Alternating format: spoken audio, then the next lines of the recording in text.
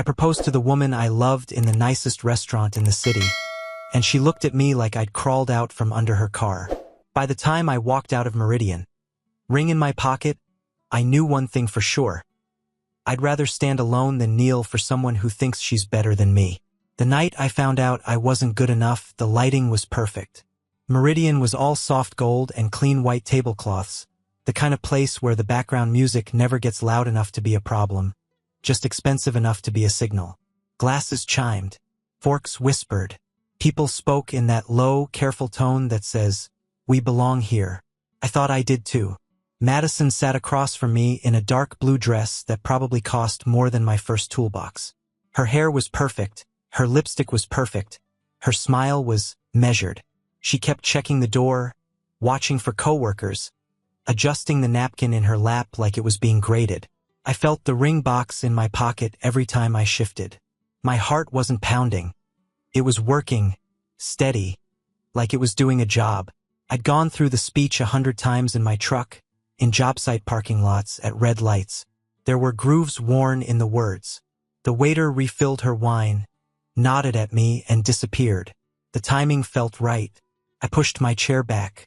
For a second, the room didn't notice. Just another guy standing up, maybe going to the bathroom. But then I walked around the table and dropped to one knee next to Madison's chair, and it was like somebody hit a dimmer switch on the world. The buzz of conversation faded. A couple at the next table smiled. A woman 2 tables over put a hand to her chest like she'd been waiting her whole life to witness this exact moment. Phones shifted, just slightly, everyone ready for their free show. I flipped open the ring box. The stone caught the light and threw it right back. "Madison," I started, and my voice sounded solid in my own ears. "You know where I started. You know how hard I've worked to build a life that means something. I don't have a fancy title, but I have." Her face changed. Not surprising. Not joy. Not even nerves. Horror. Her eyes went wide, then narrowed, flicking around the room like she was checking how many witnesses there were to a crime.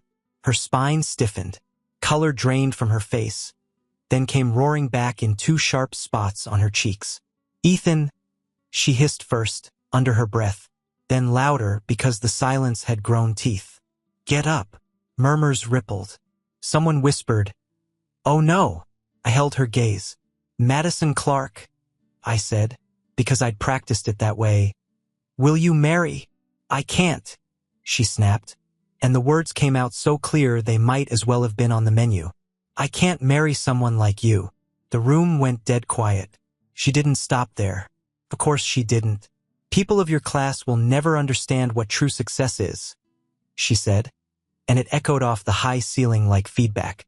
A couple of her co-workers at the far table pretended to look away and failed.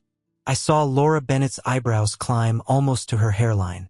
Someone dropped a fork, clattered as loud as a gunshot. My ears burned. Heat crawled up my neck, but it didn't reach my hands. My hands stayed steady. I looked at her for a long second, looked at the woman I'd almost tied my life to. All I could see now was the angle of her chin and the way she held herself, like my kneeling was contagious. Slowly, I closed the ring box. The click was small. I felt it more than I heard it. I put my hand on the edge of the table and pushed myself up.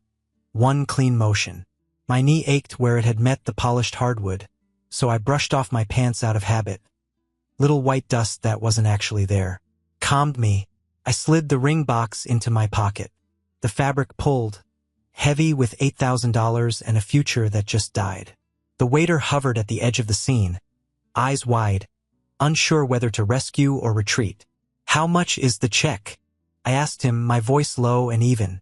He blinked like I'd slapped him awake. One moment, sir." He nearly jogged away, came back with the bill in record time. I pulled out my wallet, counted out the cash I'd brought on purpose. No fumbling with cards, no delay. I laid the bills in the folder, added a tip that said, "This mess isn't your fault." Only then did I look back at Madison. "You're right," I said. Her mouth parted a little, like she wasn't expecting agreement. "Thank God I don't understand." I didn't wait for her answer. Didn't wait for pity from strangers or some speech about how she didn't mean it like that. I just turned my back on her, on Laura, on the whole room full of people who suddenly didn't know where to look. The walk to the door felt longer than it was. My ears rang, my face burned, but my spine stayed straight, and every step away from that table felt like I was rewiring something inside my chest. Outside, the night air hit me hard and cold. I slid the ring deeper into my pocket, wrapped my hand around it, and walked toward my truck without looking back at Meridian even once.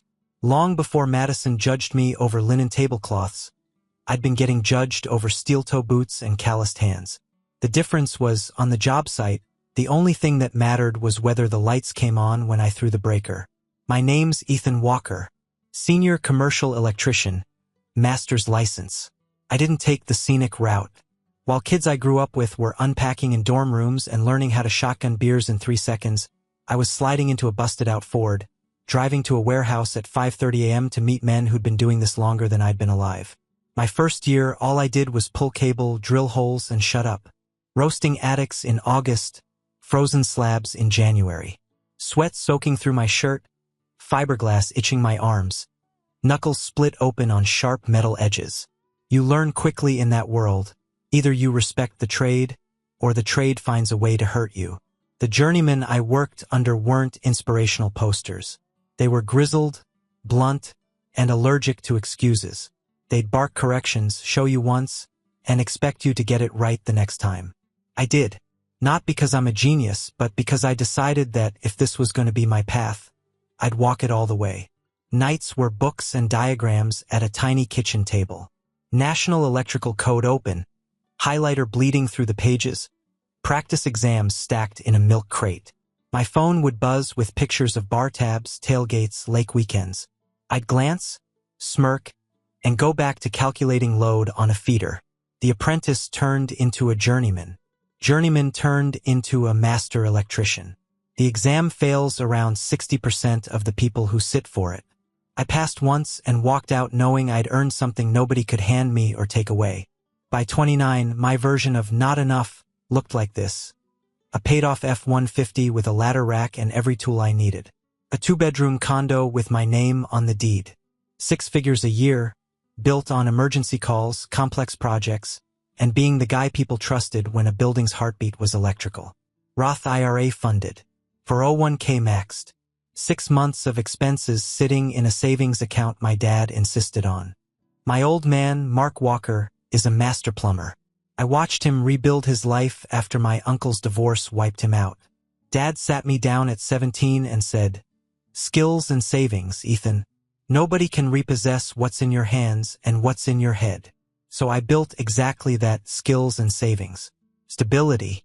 A life that didn't look flashy at first glance but could handle a blown transmission, a layoff, or a bad month without falling apart. Later, at Meridian, all of that got boiled down to your class. To Madison's world, it wasn't a foundation. It was a flaw. Madison didn't walk into my life like a villain. She walked in like an upgrade. By the time I figured out I was the thing being upgraded from, I'd already fallen in love. I met Madison Clark at a housewarming party in a new-build townhouse that smelled like paint and fake lemon cleaner. My best friend, Tom Grady, had just moved in with his girlfriend. Madison was her co-worker. I showed up in jeans and a clean Henley, carrying a toolbox because Tom always forgot something during moves. Madison showed up in a dress that probably didn't know what a price tag under 3 digits looked like. She had the kind of charisma that rearranged a room without trying. Perfect hair, easy laugh, instinct for where to stand so people naturally turned toward her. I usually hang on the edges of parties, near exits or drink coolers. She walked straight over to me like I was the main event. "You're Ethan, right? The electrician?" she asked, eyes bright. "Most people say just an electrician when they hear what I do." She said it like a title. We talked for an hour about a lighting design screw-up on a hotel job, her insane client stories, favorite spots in the city. For the first 6 months, it felt like that night never really stopped. We explored new restaurants, hit concerts, took late-night drives where she'd lean back, shoes off, listening to me talk about switchgear and generators like it was interesting. She laughed at my stories. She asked questions. She made me feel like I belonged in rooms I'd never bothered to enter. The red flags showed up early. I just stepped over them. At her friends' dinners, conversations flowed easy until someone asked what I did. When I said, commercial electrician, there'd be this half-second pause, like a skipped frame in a video, before someone redirected to tech jobs, grad programs, or their latest trip to Tulum. Oh, one of her friends said once, smiling a little too tight, that's practical. Madison squeezed my hand under the table like she was defending me, but she didn't say anything out loud. Her parents were worse, just more polite about it. Finance dad and consultant mom. Over brunch, her dad asked if I'd ever considered going back to school, so I could maybe manage an electrical company instead of just working in one. Her mom chimed in about long-term earning potential and social circles. Later, Madison repeated their points like she was giving me helpful career advice, not passing along criticism. It's just that you're so smart, she said. You could do more. I heard the compliment. I also heard more. I brushed off the sting because I was in love. I told myself she wasn't like them, not really, that her world just didn't understand mine yet. I let myself believe I was the exception in a room full of people quietly betting she'd trade up. Turns out I was just on a trial run. I didn't just buy a ring. I worked for it nights, weekends, every extra call I could pick up. By the time I knelt at Meridian, I'd already spent a month proving I was serious about a future she'd quietly decided she didn't want. The month before Meridian was a blur of ladders and invoices. I volunteered for every overtime shift, took every weekend emergency call that came through, failed panels in office towers, tripped breakers in restaurants, a midnight service call in a frozen warehouse where I couldn't feel my fingers. I wasn't chasing toys. I was scraping together $8,000 for a ring that said, I'm all in. When I finally hit the number, I went to a small jewelry store, not a chain. Kaplan Jewelers. Old bell on the door, glass cases polished within an inch of their lives. David Kaplan, the owner, watched me for about 3 seconds and pegged me correctly. This is for real, he said. Not a question. Yeah, I answered. For real. He walked me through cuts, clarity, color. No pressure, just straight talk. I picked a round brilliant in a halo setting, elegant, not loud, with a lifetime warranty I fully expected to use. When he snapped the box shut and slid it toward me, it felt heavier than its size made sense for. Next was Meridian. Madison had talked about it for months. We should go there sometime, always with a little sigh. I booked the best table I could get by the window and sold it to her as a celebration for her promotion. She was all in on the idea of the night. New dark blue dress, salon appointment, date night with my favorite person sparkles, on her Instagram story. She kissed my cheek in the mirror before we left and said, You always make me feel special. At the restaurant, everything started smoothly. Good food, easy laughter. She talked about new projects, future promotions, positioning herself. I listened, same as always. Then her colleagues walked in, Laura Bennett and 2 others from her team. They spotted us, and of course they had to stop by. I watched Madison's posture change in real time. Shoulders back, laugh brighter, voice a little higher. She stood halfway out of her chair to hug them, suddenly more alive than she'd been all night. This must be Ethan, Laura said, giving me a quick once-over. What do you do? I'm a commercial electrician, I said. Run a lot of large projects, hospitals, offices, some historic stuff. Oh, she replied, lips curving into something that wasn't quite a smile. How practical. One of the other women asked if I'd ever thought about getting a real degree so I could move into management instead of field work. Madison didn't argue. She laughed a little too hard at their stories, kept redirecting conversation away from me. Her body was at our table, but her attention had shifted to their approval. They finally peeled off their reservation. The air between us felt different, thinner, like the oxygen had been sucked out and replaced with something fragile. I felt the ring box against my leg when I shifted. I looked at her. I looked at the table, the window, the life I thought I was about to lock in. Then I pushed my chair back. You already know how the rest of that night went. Madison destroyed us in one sentence at Meridian and started texting apologies before I even got home. By the time she showed up at my apartment in sweatpants and damage control, I'd already decided I wasn't going to be recycled into her maybe pile. I sat in my truck outside Meridian with both hands on the steering wheel, knuckles white, engine off. The ring felt like a lead weight in my pocket. My phone buzzed once, then again. Madison. I watched her name light up the screen and let it go dark. The next few days fell into a numb rhythm. Wake up, coffee, job sites, pull wire, terminate panels, test circuits. My body moved like it had a script. My brain played Meridian on loop. Her text started that night. Panicked. I'm so sorry. Can we talk? I didn't mean it like that. Public proposals just aren't my thing, I don't like attention. That last part almost made me laugh. The same woman who documented her brunches and gym sessions for an audience suddenly didn't like attention when it was about committing to me. I ignored everything for 3 days. On the 4th morning, there was a knock on my apartment door. I knew it was her before I opened it. Madison stood there in sweatpants, hoodie, mascara smudged just enough to look accidental. No designer armor tonight. She clutched her phone like a prop. Ethan, please, she said. Can we talk? We sat on the same couch where we'd once scrolled through vacation ideas and picked out imaginary furniture for some future house. Now there was just space between us and a conversation I didn't owe her, but was going to have anyway. For me, she started fast. I'm so sorry about that night. I freaked out. It was too public. I felt put on the spot. I care about you so much, you know that, but marriage is a huge step, and I just don't think we're aligned in terms of social compatibility and long-term trajectories and... Stop, I said. She blinked, thrown off by the interruption. I let the silence hang. You didn't say we weren't aligned, I said. You said, people of your class will never understand what true success is. That's not stage fright. That's how you see me.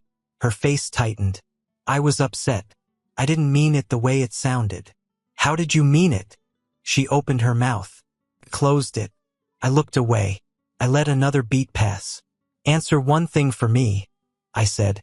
If I'd been wearing a suit that night with a different title, say I was a senior manager at some consultancy you brag about, would you have said yes? The room went quiet enough for me to hear my fridge humming. She didn't say no. She didn't say yes. She just didn't say anything. That silence was the most honest thing she'd given me in weeks. Finally, she tried to pivot. I think we should take some time, she said. Work on ourselves. Improve our situations. Maybe in the future, when we're more aligned. There it is, I said. What? You want someone who fits your world. I want someone who respects mine. Those two things don't match.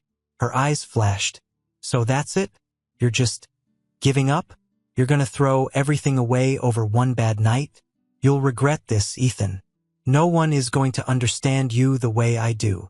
I stood up and walked to the door. I opened it. You made your choice in front of an entire restaurant, I said.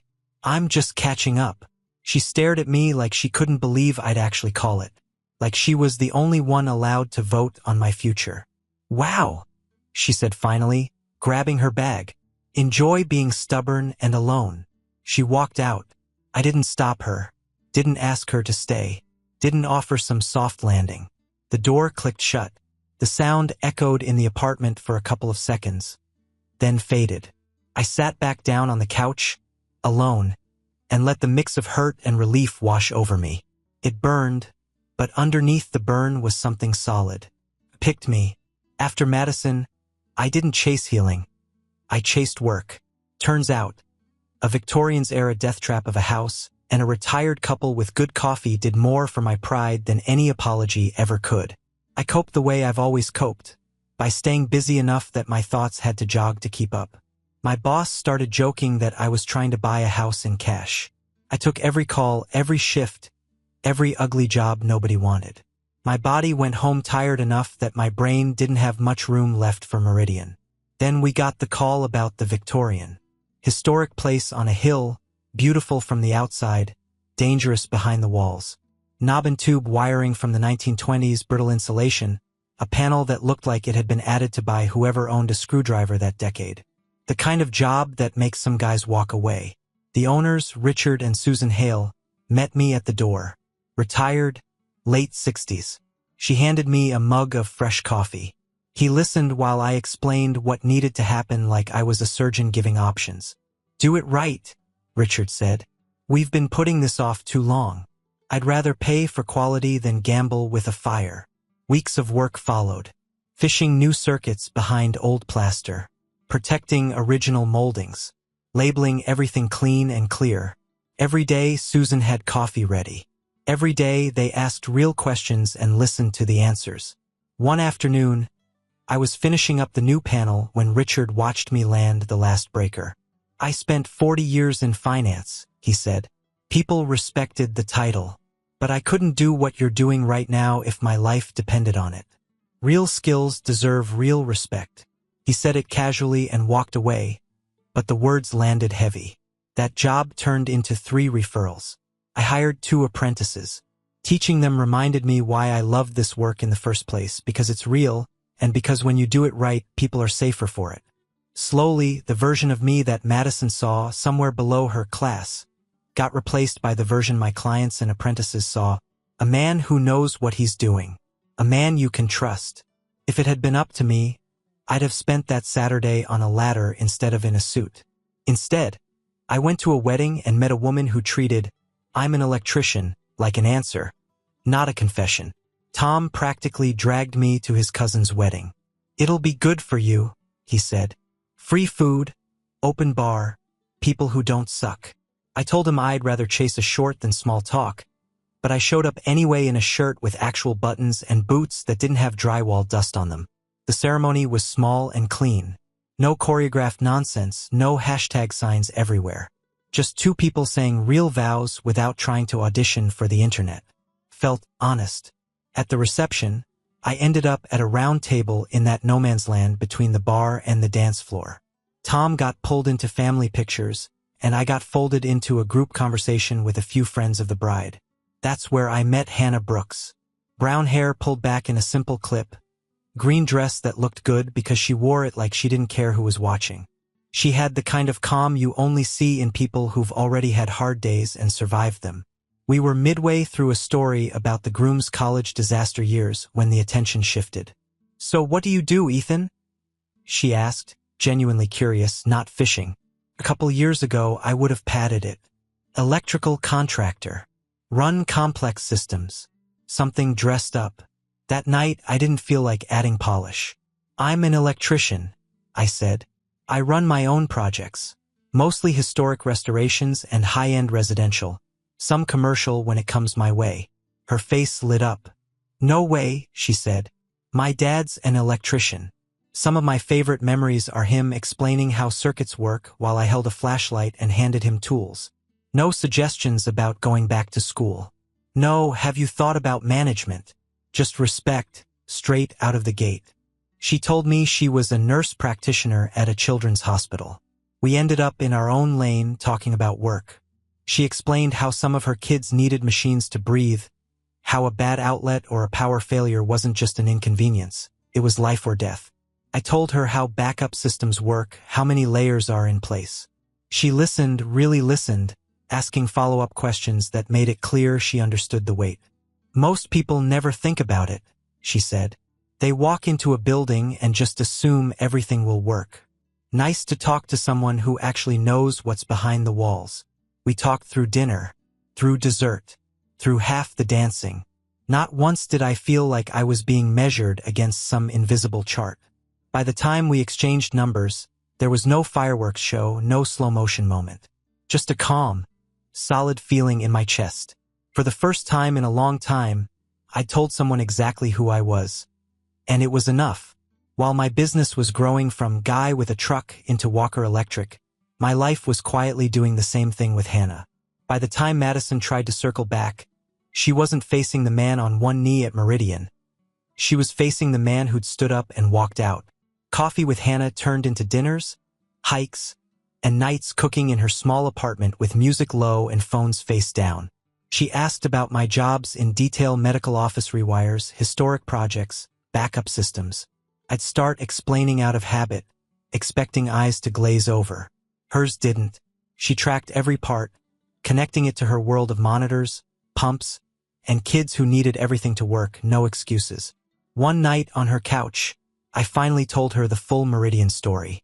The ring, the line about your class, the walk out. I waited for pity.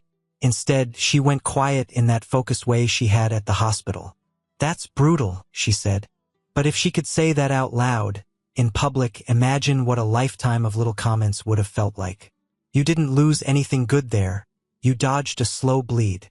That landed. Meanwhile, work shifted gears. The Victorian job and a few others turned into a reputation. An architect Richard Hale knew pulled me into a bid for a new medical complex wing. Backup power, specialized circuits, the works. I won the contract.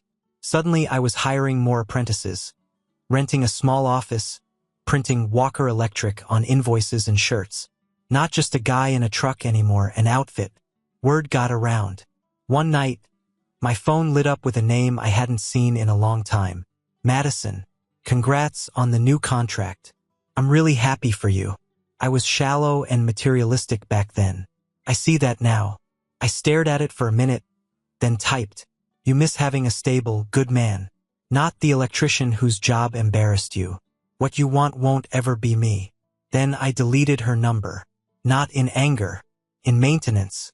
Months later, on a hiking trail Hannah and I had walked a dozen times, we stopped at the flat rock where we usually sat.